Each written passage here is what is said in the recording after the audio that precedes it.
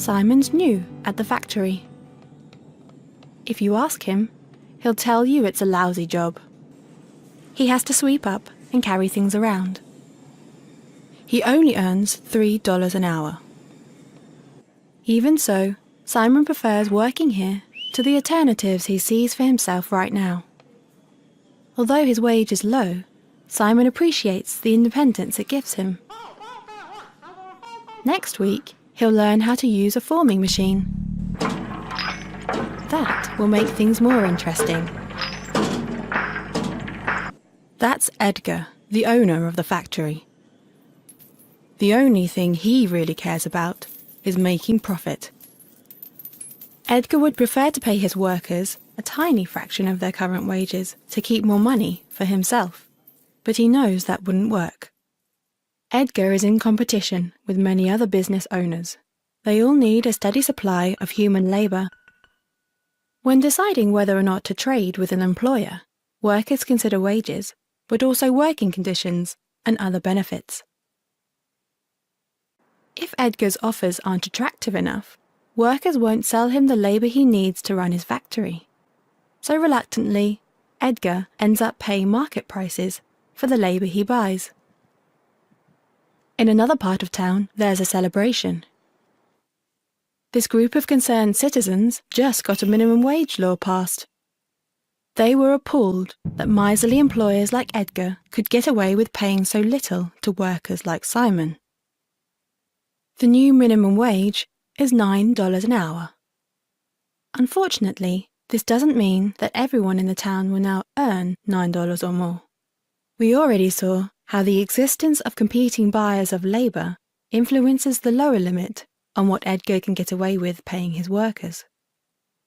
The upper limit on what Edgar will pay any worker is the amount of extra revenue he expects that worker's labour will create for him in a given period. In other words, employers won't knowingly pay workers more than the extra income they generate. They'd be losing money if they did that. So what does the introduction of the minimum wage law mean for the workers at Edgar's factory? Vicky's work generates $23 an hour for Edgar, and her wage is $15 an hour. For every hour that Vicky works for Edgar, he's left with an extra $8 after he's paid her wage. Because Vicky's wage is higher than $9 an hour, the new law doesn't affect her directly. Bob's labour at the factory generates $10 an hour for Edgar, and his wage is $8 an hour. After paying Bob's wage, Edgar is left with an extra $2 for every hour that Bob has worked. But because Bob's wage is less than the legal minimum, if Edgar wants to keep him on, he'll have to pay him more. Edgar calculates that if he raises Bob's wage to the new minimum of $9, he'll still be gaining $1 extra for every hour of Bob's labour after his wages have been paid. Although Edgar will profit less from employing Bob at $9 instead of $8, a little profit is better than none. So Bob gets a raise. But the new law is bad news for Simon. Simon's labour generates only $4 an hour for Edgar. The $9 minimum wage is $5 more than that. Edgar would be losing $5 an hour by keeping Simon on at the new legal minimum. So Simon doesn't get a raise. Instead, he loses his job. Edgar is irritated.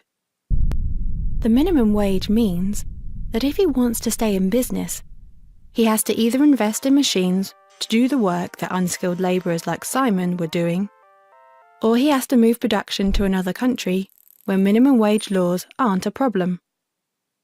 Edgar believes both of these options are less profitable for him than employing local workers. Otherwise, he wouldn't have hired Simon. For Simon, the outlook is bleak. Losing his job would have been bad enough, but the minimum wage continues to disadvantage him even while he's unemployed.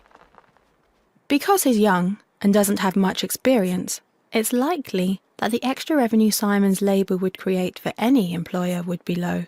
Potential employers expect to lose money hiring Simon at the minimum wage, so they turn down his applications. Simon was glad of his factory job, even with its low wage. He hoped to build up experience, which would raise his productivity and give him a chance to move to better paid and more satisfying work. But the new law prevents him from doing so. This is why the minimum wage has been described as removing the bottom rungs from the economic ladder. When we see social interactions that seem unfair, one response is to demand that the behaviour we disapprove of be outlawed.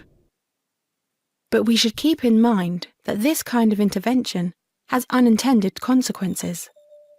Some people suspect that prohibiting voluntary exchange often does more harm than good.